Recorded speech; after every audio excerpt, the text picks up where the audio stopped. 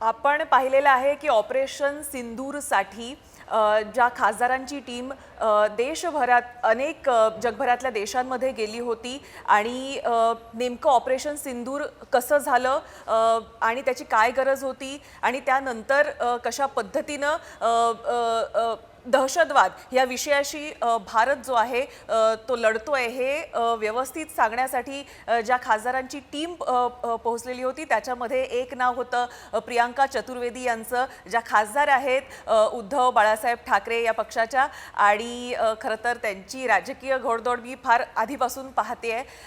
सामाजिक विषयांची त्यांना जाण आहेच, पण त्यासोबतच आंतरराष्ट्रीय विषयांवर त्यांचं जे एक प्रभुत्व आहे, जो अभ्यास आहे, त्याला कुठेतरी या ठिकाणी आपण पाहिलं की पक्षानं ही साथ दिली होती आणि त्या पोहोचल्या होत्या. एक दोन नाही तर तब्बल 6 देशांमध्ये जाऊन त्यांनी भारताचं प्रतिनिधित्व केलं होतं आणि ऑपरेशन सिंदूर याविषयी माहिती दिली होती. आपल्यासोबत प्रियांका चतुर्वेदी थेट दिल्लीहून सध्या जोडल्या गेलेल्या आहेत. तुमचं खूप खूप स्वागत जय महाराष्ट्रमध्ये. थँक्यू. काही प्रश्न मी हिंदी में विचारणार आहेत. पहिल्यांदा मला जाणून घ्यायचं है, मैं जानना चाहती हूँ कि ये 6 देशों में जाकर जो आपने ऑपरेशन सिंदूर के बारे में कहा, क्या कुछ अनुभव रहा वहाँ का, लोगों ने इसको किस तरीके से रिसीव किया वहाँ के? देखिए, सबसे पहले तो मैं शुरुआत इस बात से करना चाहूंगी कि मुंबई हादसा जो हुआ था 26/11 का, और वहां पे जो मुंबई का जो वहां पे इतना दहशत मचाई थी उन्होंने, तो उससे उसको देखकर मेरा राजनीति में शुरुआत हुई. मुझे लगा कि हम जैसे लोग अगर बाहर बैठे रहेंगे, राजनीति से नहीं जुड़ेंगे, तो बदलाव नहीं आ सकता है.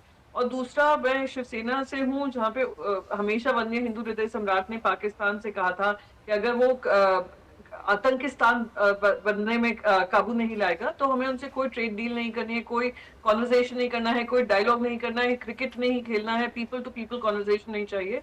तो इसलिए मैं जब वहां पर गई थी, मेरा संदेश बहुत स्पष्ट था. 6 देशों में हम जहाँ गए थे, वहां पे हमने यही बात रखी कि पाकिस्तान लगातार हमारे देश में आतंक मचाता है, और ये अब क्योंकि देश बढ़ रहा है, देश की उम्मीदें अपेक्षाएं बढ़ रही हैं, we can not tolerate it. और आज जो हमारे साथ हो रहा है, कल इनके देशों में जाएगा. साथ ही साथ कैसे पाकिस्तान की अकाउंटेबिलिटी तय होनी चाहिए, ये सारे मुद्दे हम लेकर 6 देशों में गए थे. हम 6 देशों से हमें बहुत सारी सॉलिडारिटी मिली थी, हमारे सराहना की थी, देश के लिए कहा था कि अगर वो टेररिज्म के खिलाफ लड़ाई लड़ते हैं तो सब उनके साथ हैं. और पाकिस्तान को खास करके जो पाकिस्तान की अकाउंटेबिलिटी का मुद्दा है कि उनको लोन्स मिल जाते हैं वर्ल्ड बैंक से, IMF से, तो उस पे भी उन्होंने हमारी चर्चा का विषय था. दे एक्सेप्टेड कि कुछ अकाउंटेबिलिटी लाना जरूरी है.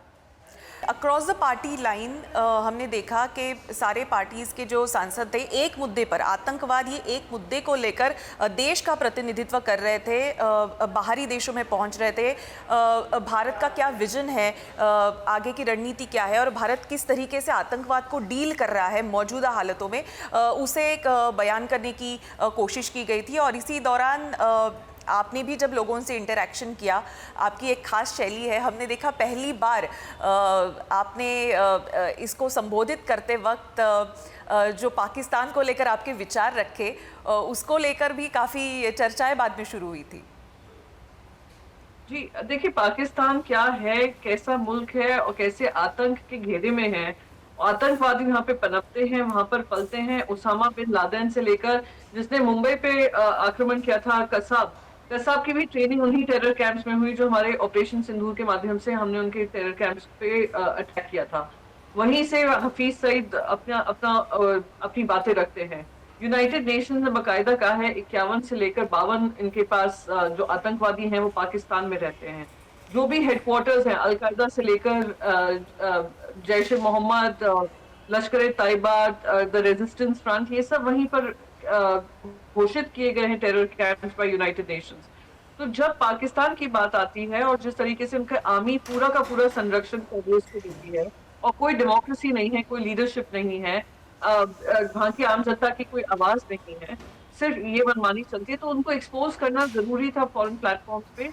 क्योंकि अब यूरोप जैसे रीजन में भी इतना फंडामेंटलिज्म के चलते जो कार्रवाई होती है, वायलेंस होता है, उनको भी जानना जरूरी है. सब वहीं से पनप कर आता है, वहीं से पालन पोषण होता है, और वो दूसरे देशों में जाकर आतंक मचाते हैं. तो इसलिए मेरी स्पीचेस शायद लोगों को प्रभावशाली इसलिए लगी क्योंकि ये जो मैंने बात कही है, पाकिस्तान की बात रखी है, वो हमारा देश दशकों से भुगत रहा है।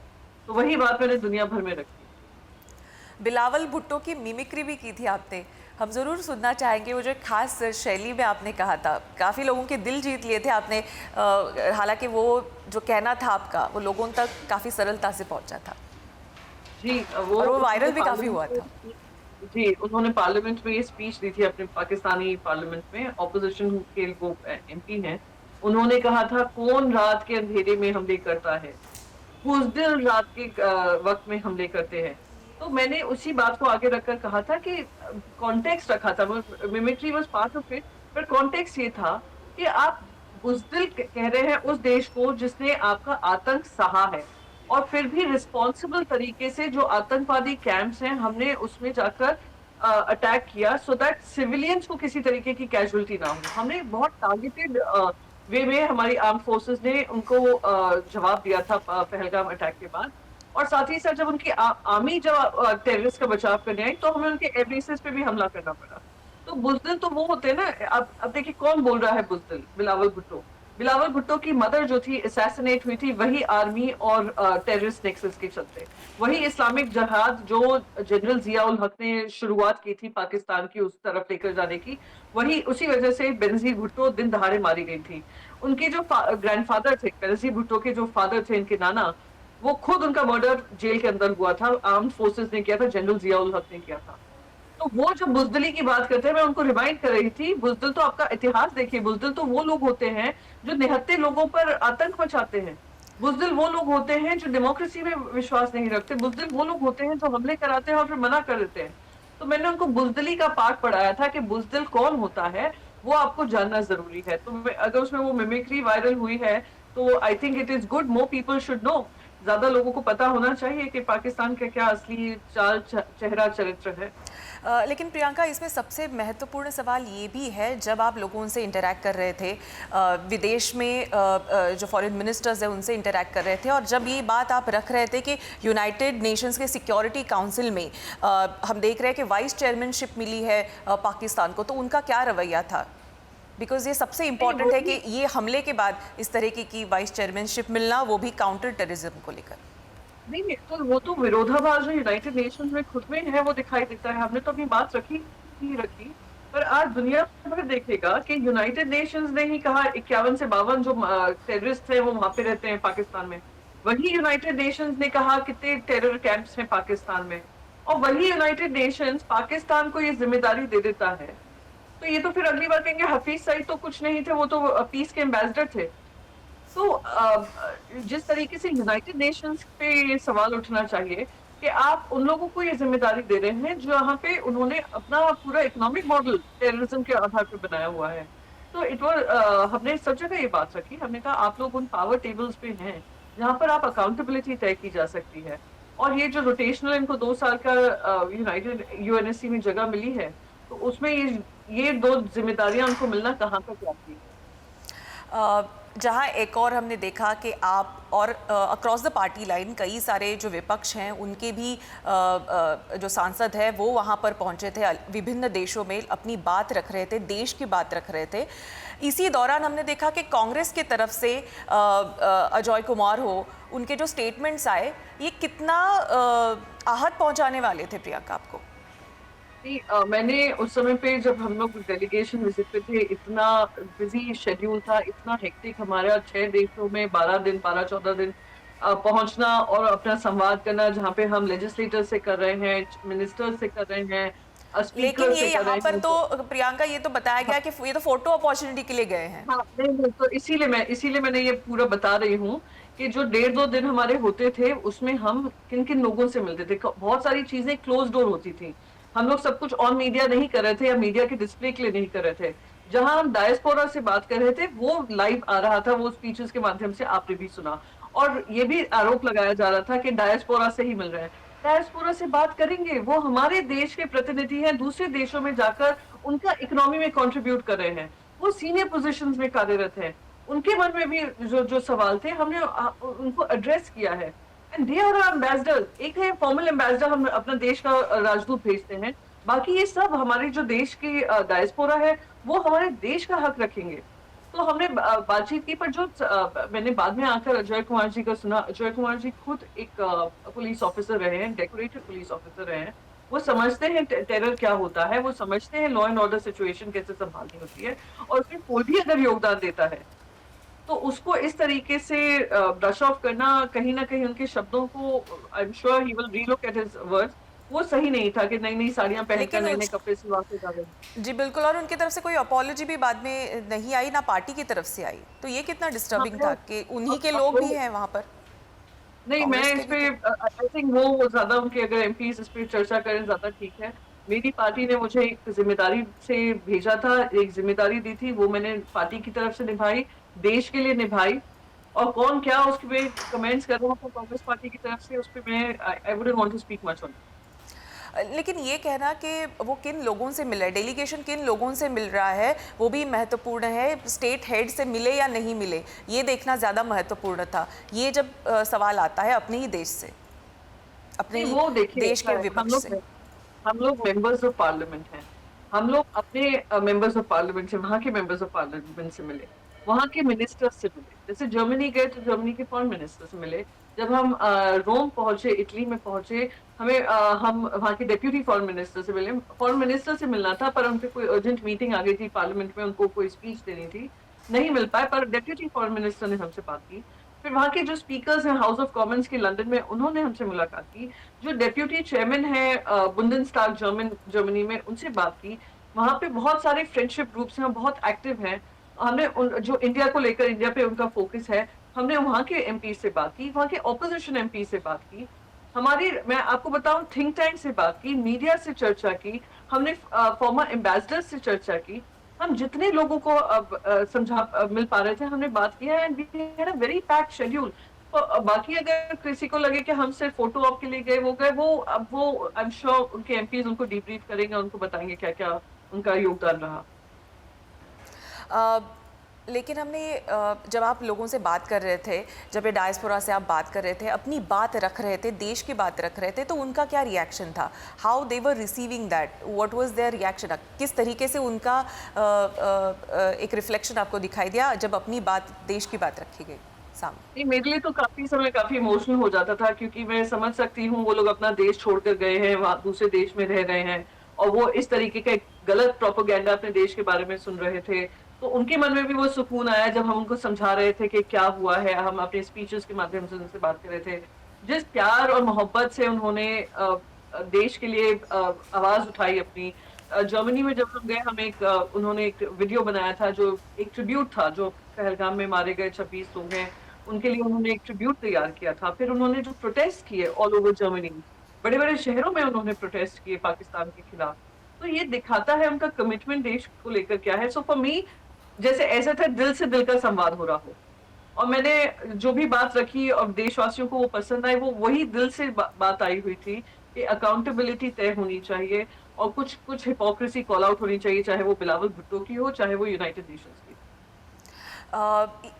जो 6 देश थे, कैन यू पिक अ 1 और 2 कंट्रीज, एक या दो ऐसे देश जहां पर आपको सबसे अधिक प्रेम मिला है, जैसे आप कह सकते हैं, बहुत ही अच्छी तरीके से रिसीव किया, या उनका भी कोई एक रिएक्शन था, चाहे उनके फॉरेन सेक्रेटरीज की तरफ से हो, डायस्पोरा की तरफ से हो, कि वो ये इस तो जंग में भारत के साथ खड़े हैं? मैं आपको बताऊं, सारे 6 देशों से एक बहुत साफ संदेश था। They stand unitedly with India, they condemn the terrorism, और उन्होंने कहा India has a right to respond. India ने जो किया मेजर तरीके से किया, and India has every right to respond. अगर उनकी धरती पे कोई टेररिज्म अटैक होता है, दे कैन रिस्पॉन्ड। दूसरी बात, अगर आप कहेंगे कहाँ, अच्छा, जैसे यूके में बहुत भारी संख्या में हमारा डायस्पोरा आया था, so it was very heart warming to see, very encouraging to सी।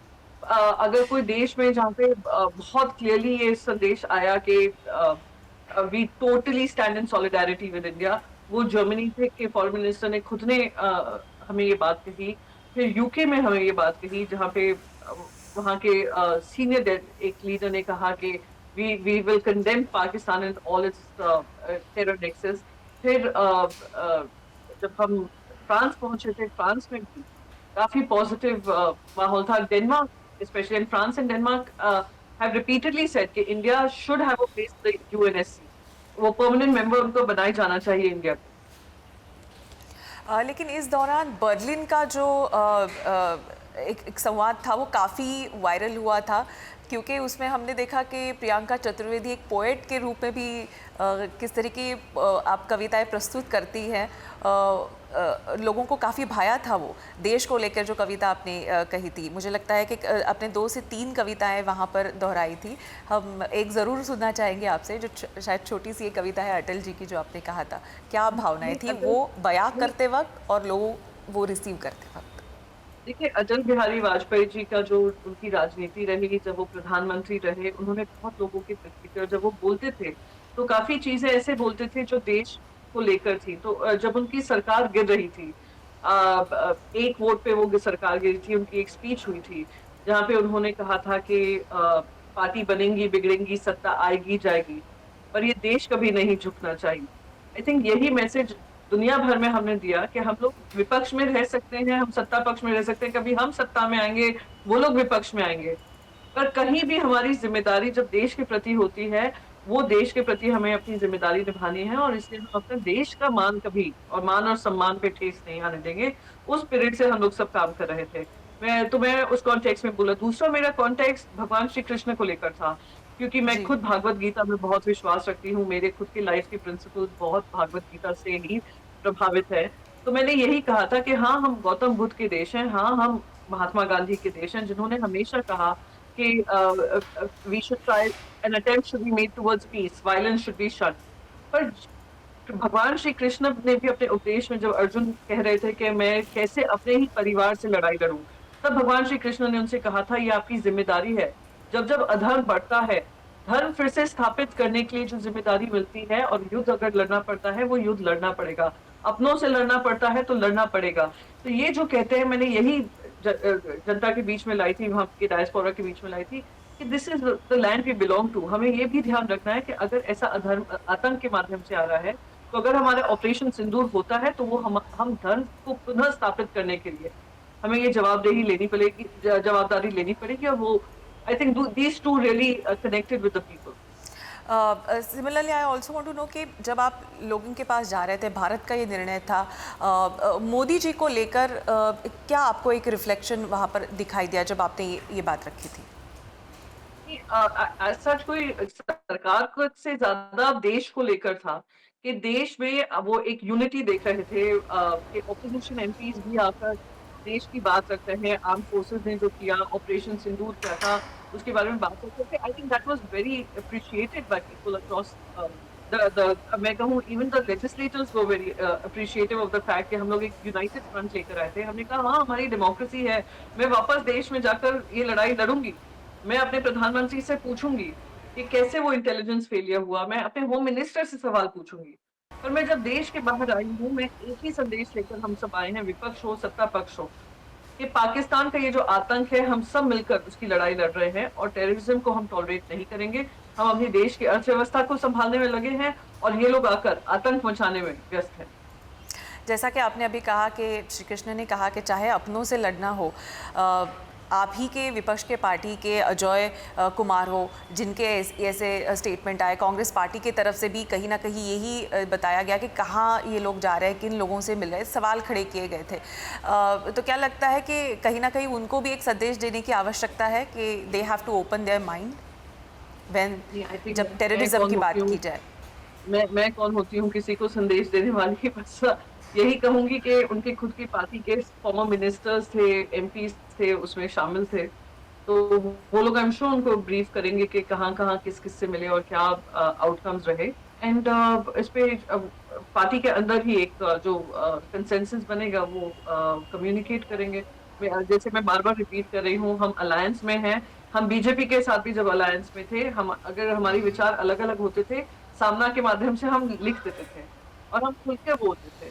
तो जहाँ-जहाँ हम लोग अलायंस में होते हैं, उसका मतलब एवरीथिंग वी एग्री टू नहीं होता इस देश में।